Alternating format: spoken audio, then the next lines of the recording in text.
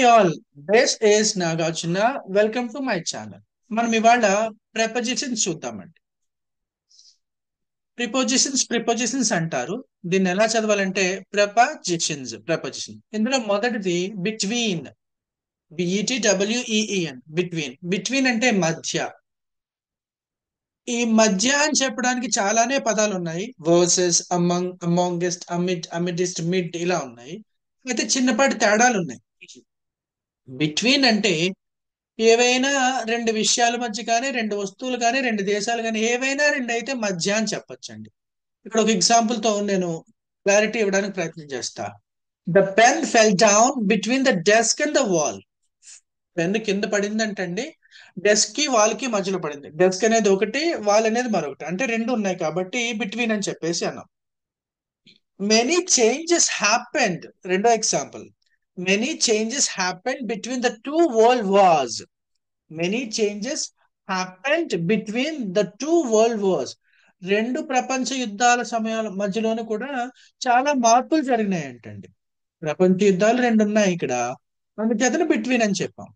The property the property the property was divided between Ram and Shyam. ఆ ఆస్తి ఏదైతే ఉందో ఈ రామ్ కి మరియు శ్యామ్ కి మధ్యన డివైడ్ చేయబడిందంటండి. ఇలా ఏదైనా రెండు వస్తువులు అయితే గనక మధ్య అంటారు. నెక్స్ట్ పదం వచ్చేసి వర్సెస్, విఆర్ఎస్యుఎస్. వర్సెస్ ఎలా చదవాలండి? వర్సెస్. దీనికి షార్ట్ ఫామ్ గా వి రాయొచ్చండి, క్యాపిటల్ వి, లేదా క్యాపిటల్ విఎస్ అని కూడా రాస్తారు. అయితే ఇది కూడా మధ్య అనే అర్థం అండి.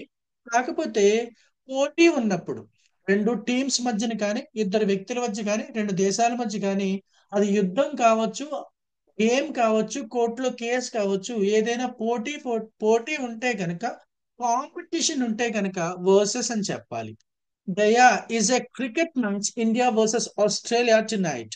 ఇవాళ మ్యాచ్ ఉంది ఆస్ట్రేలియాకి ఇండియాకి మధ్యలో అని చెప్తాం. మ్యాచ్ అంటే పోటీ ఉంటది కదండి, మీరు గెలవాలా అని పోటీ ఉంటుంది. సో వర్సెస్ చెప్తాం.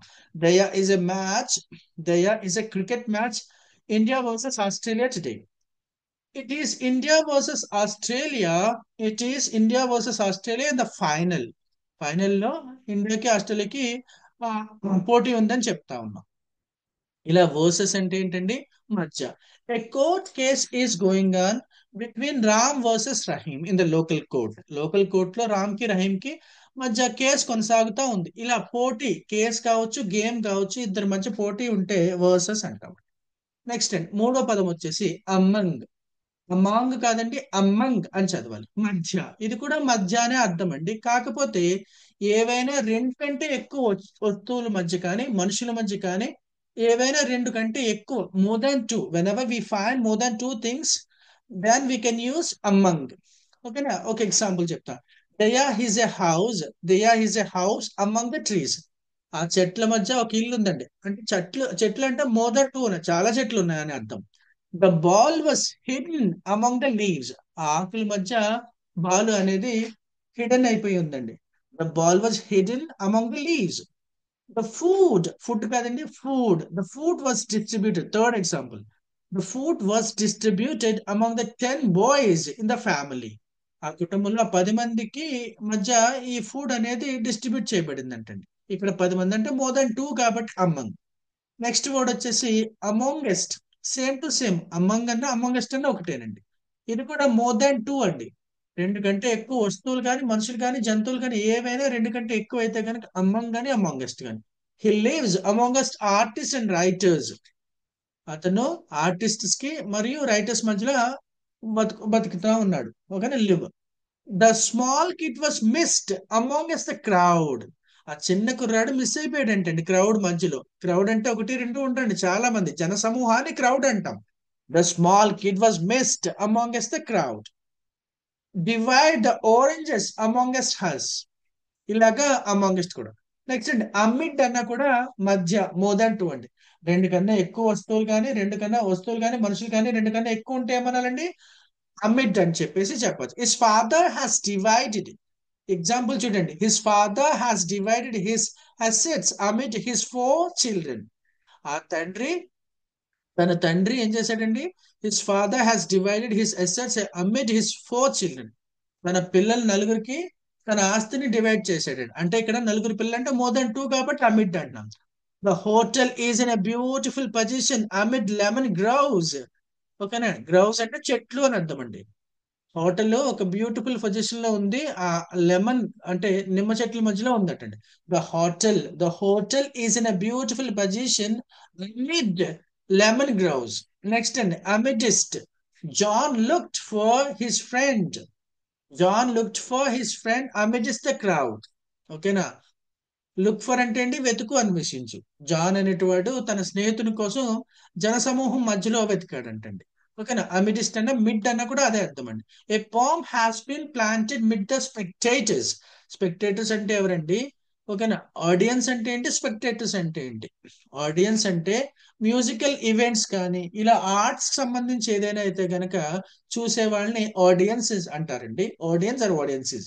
స్పెక్టేటర్స్ అంటే స్పోర్ట్స్ ఈవెంట్ అయితే కనుక స్పెక్టేటర్స్ అంటారు. A bomb has been planted mid the spectators. ఆ స్పెక్టేటర్స్ మధ్యలో బాంబు పాతి పెట్టబడింది అంటే. I found a letter mid my friends books. నా స్నేహితుని బుక్స్ ఉన్నాయండి, దాని మధ్యలో ఆ బుక్స్ మధ్యలో నేను ఒక ఉత్తరాన్ని కనుగొన్నాను. ఇలా మధ్య, ఇవన్నీ ప్రపోజిషన్స్ అండి. ఇంగ్లీష్ లో ప్రపోజిషన్స్ అనేవి చాలా ఇంపార్టెంట్ అండి. Prepositions play a pivotal role. Prepositions play a pivotal role in learning the English language and understanding the language. So ఇక్కడ ఏంటంటే నేను చెప్తున్నాను మళ్ళీ ఒకసారి. బిట్వీన్, మధ్య, రెండు రెండు వస్తువులు కానీ రెండు మనుషులు కానీ ఎవరైనా రెండు మాత్రమే ఉంటే కనుక బిట్వీన్ అంటామండి.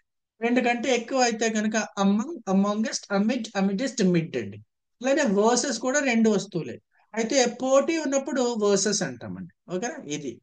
అలానే ఇలాగ సిమిలర్ గా ఉన్న దాన్ని ఇంకో దాన్ని చూద్దామండి. మధ్య అని చెప్పుకున్నామండి. ఇప్పుడైతే విత్ అంటానండి. ఏంటండి? విత్. దీన్ని విత్ అనొచ్చు, విత్ దాలా పలకచ్చు అండి, తాలా పలకచ్చు, రెండు కూడా కరెక్టే. With, WITH, with.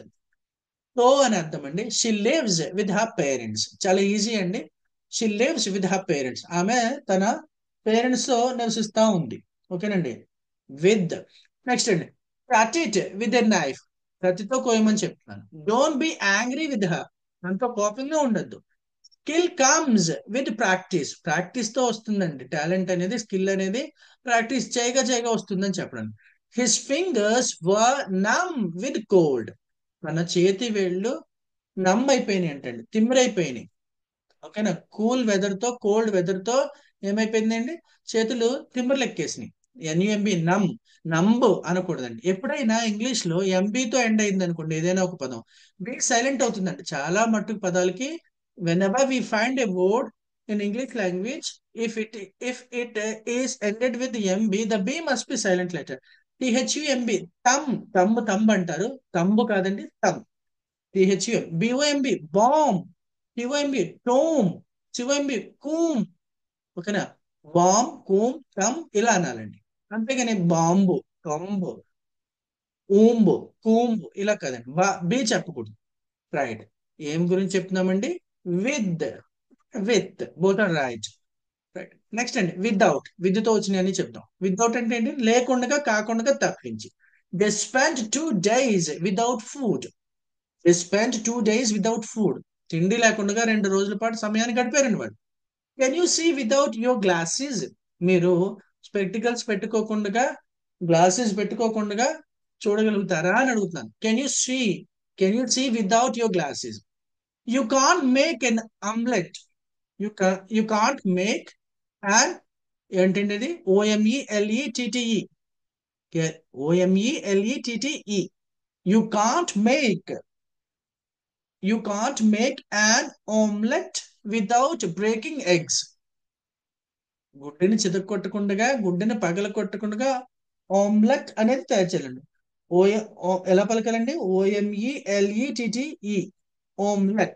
You can't make an omelette without breaking eggs. Don't go without మీ. నేను లేకుండా పోవద్దు. వీటి గురించి మాట్లాడుతున్నామండి. విత్ చెప్పాము, వితౌట్ చెప్పాము. నెక్స్ట్ అండి, విత్ ఇన్, లోపు, లో. ఓకేనా, the ambulance arrived within minutes of the call being made. The ambulance arrived within minutes of the call being made. ఓకేనా, విదిన్ మినిట్స్ లోనే అంబులెన్స్ కాల్ చేసిన విదిన్ మినిట్స్ లోనే అంబులెన్స్ వచ్చింది అని అర్థం అండి. You should finish the project within 2 months. You should finish the project within within 2 months. 2 months లోపలనే, 2 నెలల లోపలనే నువ్వు ప్రాజెక్ట్ పూర్తి చేసి తీరాలి అని చెప్తున్నాను. నెక్స్ట్ అండి, విత్ రాసాము, విత్ ఇన్ రాసాము, వితౌట్ రాసాము. ఇప్పుడు అలాంగ్ విత్. అలాంగ్ విత్ అంటే ఏంటంటే తో పాటు, తో కలిసి. She lost her job. She lost her job along with the hundreds of people, hundreds of others during pandemic. Pandemic సమయంలో మరికొంతమంది, కొన్ని వందల మందితో పాటుగా తన ఉద్యోగాన్ని కూడా కోల్పోయింది, పోగొట్టుకుంది. She lost her job along with the hundreds of others during pandemic. Next and last example.